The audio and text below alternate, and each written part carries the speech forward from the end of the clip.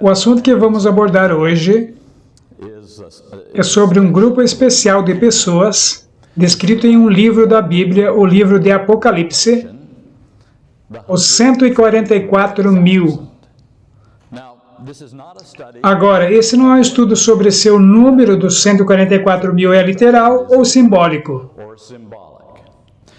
Este não é um estudo sobre a relação dos 144 mil de Apocalipse 7 e a grande multidão.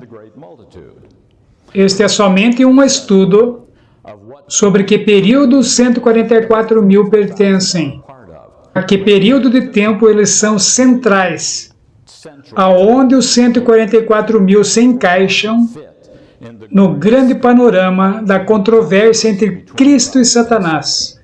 Este é o assunto para esta manhã. Primeiro nós estudaremos a Bíblia. Então nós vamos estudar algumas declarações de Ellen White para nos ajudar a entender. Então vamos ao livro de Apocalipse e vamos até o capítulo 6. Esses capítulos descrevem 7 selos, que são abertos um por um em ordem cronológica. E os 7 selos cobrem o período entre a primeira vinda de Cristo e a segunda vinda de Cristo. Em outras palavras, os últimos 2000 anos da história cristã. Vamos então até o capítulo 6 e vamos até o 5º selo, é onde nós vamos começar hoje. Capítulo 6, versículo 9. E havendo aberto o 5º selo, vi debaixo do altar as almas dos que foram mortos por amor da palavra de Deus e por amor do testemunho que deram. E clamavam com grande voz, dizendo: Até quando, ó verdadeiro e santo dominador, não julgas e vingas o nosso sangue dos que habitam sobre a terra? E foram dadas a cada um compridas vestes brancas, e foi-lhes dito que repousassem ainda um pouco de tempo, até que também se completasse o número de seus conservos e seus irmãos, que haviam de ser mortos como eles foram. Então, aqueles que foram mortos por causa de Cristo, os mártires da história passada, é dito a eles para esperarem um pouco mais, até que o desenvolvimento da grande controvérsia avance, incluindo grande perseguição sobre aqueles que são fiéis. E mais mártires darão as suas vidas como sementes plantadas para a grande colheita do Evangelho. Haverá muitas almas no céu que estarão lá porque observaram a fidelidade daqueles que deram sua vida por Jesus Cristo. Esperem somente um pouco mais, é o conselho. E depois disso vem o 6º selo, que está a partir do verso 12. E havendo aberto o 6º selo, olhei, e eis que houve um grande tremor de terra, e o sol tornou-se negro como saco de cilício, e a lua tornou-se como sangue, e as estrelas do céu caíram sobre a terra, como quando a figueira lança de si os seus figos verdes, abalada por um vento forte. Certo, aqui nós temos eventos que aconteceram na história passada, no século XVIII e no século XIX. Nós temos o terremoto de Lisboa, nós temos o dia escuro, nós temos a chuva de meteoros, conhecida como a queda das estrelas. Agora o clímax está nos próximos versos, verso 14. E o céu retirou-se como um livro que se enrola, e todos os montes e ilhas foram removidos dos seus lugares, e os reis da terra, e os grandes e os ricos, e os tribunos e os poderosos, e todo o povo, e todo o livre, se esconderam nas cavernas e nas rochas das montanhas, e diziam aos montes e aos rochedos: Caí sobre nós, escondei-nos do rosto daquele que está sentado sobre o trono e da ira do Cordeiro. Agora, esse cataclisma acontece, obviamente, quando Jesus volta. Os grandes homens tentaram se esconder da glória de Jesus Cristo. Não podem suportar essa glória. Agora, a pergunta que todos fazem, inclusive é a nossa, se somos fiéis, está no verso 17. Porque é vindo o grande dia da sua ira, e quem poderá subsistir? Esta é a pergunta. Quem, de todos os seres humanos, poderá subsistir neste dia? Agora, o capítulo 7 é a resposta para essa pergunta. Todo o capítulo. Todo o capítulo é a resposta para essa pergunta: quem poderá subsistir? Quem poderá subsistir? Então, o capítulo é um interlúdio ou um parênteses entre os dois capítulos, porque o sétimo selo ocorre no capítulo 8. Então, o capítulo 7 inteiro é para responder essa questão, antes do fim do tempo ser descrito no capítulo 8. Então, o capítulo 7 dá uma resposta à pergunta: quem poderá subsistir? Ao voltar aos versos 13 e 14 do capítulo 6, justamente antes do cataclisma final do verso 14. A situação parece sem esperança, mas Deus quer deixar bem claro que ninguém precisa se esconder da face do Cordeiro, desde que eles tenham tomado uma decisão antes. O capítulo 7 do livro de Apocalipse é talvez o capítulo mais positivo e fortalecido na fé de todo o livro do Apocalipse.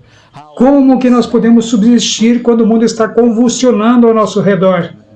E quando o mundo está enfrentando o que é conhecido como a ira de Deus? Ok, vamos ver esse capítulo, capítulo 7, versículo 1. E depois destas coisas, vi 4 anjos que estavam sobre os 4 cantos da terra, retendo os 4 ventos da terra, para que nenhum vento soprasse sobre a terra, nem sobre o mar, nem contra árvore alguma. Então, antes que a destruição final venha, é ordenado aos anjos segurar todos os ventos da destruição. Então haverá um tempo relativo de paz, para que todos possam tomar sua decisão final. É para isso que é este período de tempo. Vamos ver a resposta de Deus no verso 2. E vi outro anjo subir do lado do sol nascente, e que tinha o selo do Deus vivo, e clamou com grande voz aos 4 anjos, a quem fora dado o poder de danificar a terra e o mar, dizendo: não danifiqueis a terra, nem o mar, nem as árvores, até que hajamos selado nas suas testas os servos do nosso Deus. Vejam, somente o selo de Deus pode proteger um grupo seleto da destruição durante esse período de tempo. Então, um número específico é dado no verso 4. Eu ouvi o número dos selados, e eram 144.000 selados de todas as tribos dos filhos de Israel. Agora, a questão principal aqui é esta. Agora, tudo que é relatado nesses versos acontece no finzinho da história da Terra. Do capítulo 6, verso 14, até o capítulo 7, versículo 4. Todos eles se referem ao final da história da Terra. O contexto dos 144.000 está claramente no fim dos tempos. É a resposta à pergunta: quem poderá subsistir quando Jesus voltar? Quando a terra estiver sendo partida ao meio. É especificamente neste contexto.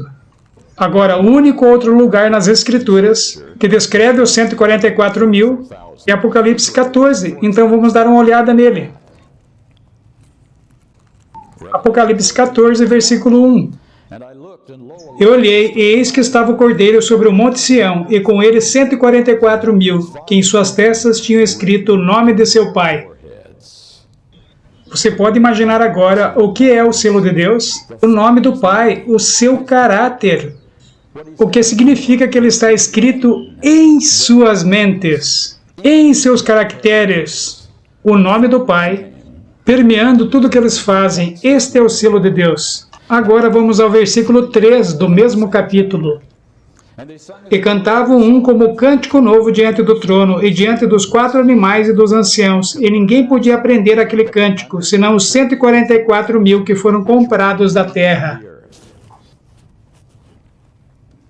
Então, um cântico especial, para um povo muito especial, que teve uma experiência que nenhum outro povo teve, em 6.000 anos da história da terra. Eles estão vivendo no fim dos tempos, quando Cristo cessa sua obra de perdoar pecados no santuário celestial. Que dia será esse? Uma descrição fantástica é dada sobre eles no verso 4. Estes são os que não estão contaminados com mulheres porque são virgens. Eles não sucumbiram aos falsos ensinos de Babilônia. Eles se mantiveram puros na verdade.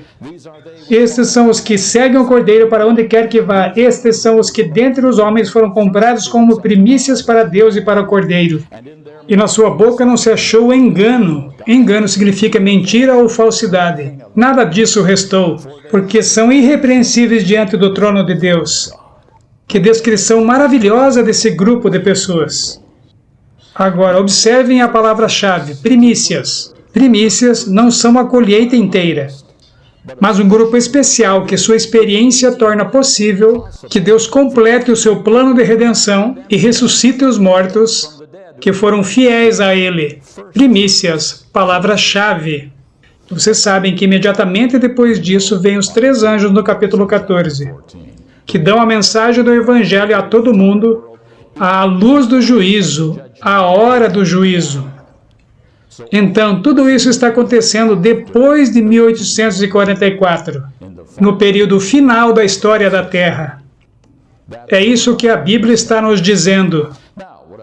Bem, agora o que eu quero fazer é dar uma olhada em algumas declarações dos escritos de Ellen White, que nos ajudam a entender melhor esse período. Vamos começar com o Grande Conflito, página 649. Ninguém, a não ser os 144 mil, pode aprender aquele canto, pois é o da sua experiência, e nunca ninguém teve experiência semelhante. Estes são os que seguem o Cordeiro para onde quer que vai. Estes, tendo sido trasladados à terra, dentre os vivos, são tidos como as primícias para Deus e para o Cordeiro. Estes são os que vieram da grande tribulação, passaram pelo tempo de angústia, tal como nunca houve desde que houve nação, suportaram a aflição do tempo da angústia de Jacó, permaneceram sem intercessor durante o derramamento final dos juízos de Deus. Agora, prestem atenção, essa canção que eles estão aprendendo a cantar é um cântico restrito a um grupo especial. Nem todo mundo pode cantá-lo. É uma experiência única pela qual eles estão passando, limitada a um grupo somente na Terra. E aqueles que foram trasladados, observem cuidadosamente. Aqueles que vão para o céu sem ver a morte, esse grupo, eles vão passar pelo tempo final de angústia. Eles vão passar pelo tempo de angústia de Jacó, que vem depois do fechamento da porta da graça, sem um intercessor. Porque Jesus Cristo terminou a sua obra de perdoar pecados no santuário celestial. Muito bem, Testemunhos para a Igreja, volume 1, página 59. Logo ouvimos a voz de Deus, semelhante a muitas águas, a qual nos anunciou o dia e a hora da vinda de Deus. Os santos vivos, em número de 144 mil, reconheceram e entenderam a voz. Os 144 mil estavam todos selados e perfeitamente unidos. Agora, o dia e a hora da vinda de Jesus são revelados um pouco antes da segunda vinda de Cristo. Talvez dias, nós não sabemos com certeza. E somente os 144 mil reconheceram e entenderam a voz. As palavras, eles foram selados com o selo final. De Apocalipse, capítulo 7, versículos 1 a 4. Outra declaração, Testemunhos para a Igreja, volume 5, página 213 a 216. Quando vier este tempo de angústia, todo o caso estará decidido. Não mais haverá graça, nem misericórdia para o impenitente. O selo do Deus vivo estará sobre o seu povo. Nem todos os que professam guardar o sábado serão selados. Nenhum de nós jamais receberá o selo de Deus, enquanto o caráter tiver uma nódoa ou mácula sequer. Cumpre-nos remediar os defeitos de caráter, purificar de toda a contaminação o templo da alma. Então a chuva serôdia cairá sobre nós. Quando sair o decreto e o selo for aplicado, seu caráter permanecerá puro e sem mácula para toda a eternidade. Prestem atenção agora. Este é o grande tempo de angústia que virá sobre o mundo, depois do fechamento da porta da graça, depois do selamento final. Os que estão genuinamente guardando o sábado serão selados. Então, isso elimina dessa categoria de pessoas aqueles salvos guardadores do domingo das gerações passadas. Vocês sabem que há muitos guardadores do domingo que irão para o céu, porque a luz não estava disponível durante grande parte da história desta terra. Então, esse grupo não está incluído aqui. Esse grupo, observem o que diz, terá um caráter puro e sem mácula antes da chuva serôdia. Todos esses são eventos do tempo do fim, não história geral. Eventos finais exatamente antes da vinda de Cristo. Outra declaração, Testemunhos para Ministros e Obreiros Evangélicos, páginas 444 e 445. O mais poderoso dos anjos tem na mão o selo do Deus vivo. Somente os que, em sua atitude diante de Deus, desempenham a parte dos que se arrependem e confessam os pecados no grande dia antitípico da expiação, serão reconhecidos e assinalados como dignos da proteção de Deus. Então, o selo de Deus em Apocalipse capítulo 7 está limitado ao dia da expiação, desde 1844, o que é claramente a profecia do tempo do fim. Primeiros Escritos, página 71. Vi também que muitos não compreendem o que devem ser a fim de viverem à vista do Senhor sem um sumo sacerdote no santuário durante o tempo de angústia. Os que hão de receber o selo do Deus vivo e ser protegidos no tempo de angústia devem refletir completamente a imagem de Jesus. Então, nós sabemos que o selo de Deus nos prepara para o tempo de angústia, depois do fechamento da porta da graça, e somente os 144.000 recebem o selo de Deus. Primeiros Escritos, página 48. Quando Jesus sair do santuário, os que são santos e justos serão santos e justos ainda, pois todos os seus pecados estarão apagados e eles selados com o selo do Deus vivo. Agora, isso é importante, porque exatamente aqui nos é dada evidência de que esse é um tempo especial. Ela diz em Primeiros Escritos, página 58, o tempo do selamento é muito curto e logo passará. Então, esse selo não é o selo de, por exemplo, Efésios capítulo 4, versículo 30 e 2 Coríntios 1, 22. Este selo é dado na conversão, quando aceitamos a Cristo. E perceberemos se somos fiéis a Deus. Aqueles que não são fiéis a Deus perderão esse selo. Esse é um selo promissório. É diferente de Apocalipse 7:1. Esse selo é para o fim dos tempos. E é fiel e irrevogável, não pode ser perdido. E é para preparar o povo de Deus para o fechamento da porta da graça. Testemunhos para a Igreja, volume 3, página 266. Em especial na obra final da Igreja, no tempo do selamento dos 144.000, que hão de permanecer irrepreensíveis diante do trono de Deus. Então, novamente, os 144.000 são selados na obra final, justamente antes do fechamento da porta da graça. Comentário bíblico, páginas 969 e 970. Logo, todo o que é filho de Deus terá o seu selo colocado sobre ele. Observem, logo, quem pode suportar o pensamento de ser passado por alto quando o anjo sair para selar os servos de Deus em suas testas? Aqueles que teriam o selo de Deus em suas testas devem guardar o sábado do quarto mandamento. Novamente, o selamento no tempo de Ellen White estava no futuro, logo, daqui a pouco, e somente guardadores do sábado serão selados. Novamente, não pode se aplicar aos salvos guardadores do domingo da Idade Média. Somente os guardadores do sábado serão selados. Primeiros Escritos, página 40. Em uma visão, o anjo disse a Ellen White: se fores fiel juntamente com os 144.000, terás o privilégio de visitar todos os mundos e ver a obra das mãos de Deus. Essa é uma visão interessante. Foi dito a Ellen White que ela estaria com os 144.000, não entre os 144.000. Mais uma citação, Primeiros Escritos, página 19. E quando estávamos para entrar no santo templo, Jesus levantou sua bela voz e disse: somente os 144.000 entram neste lugar. Então, um grande grupo daqueles que estão no céu, salvos para a eternidade, a eles não será permitido entrar no templo. Os 144.000 são um grupo especial que tem a permissão para entrar no templo.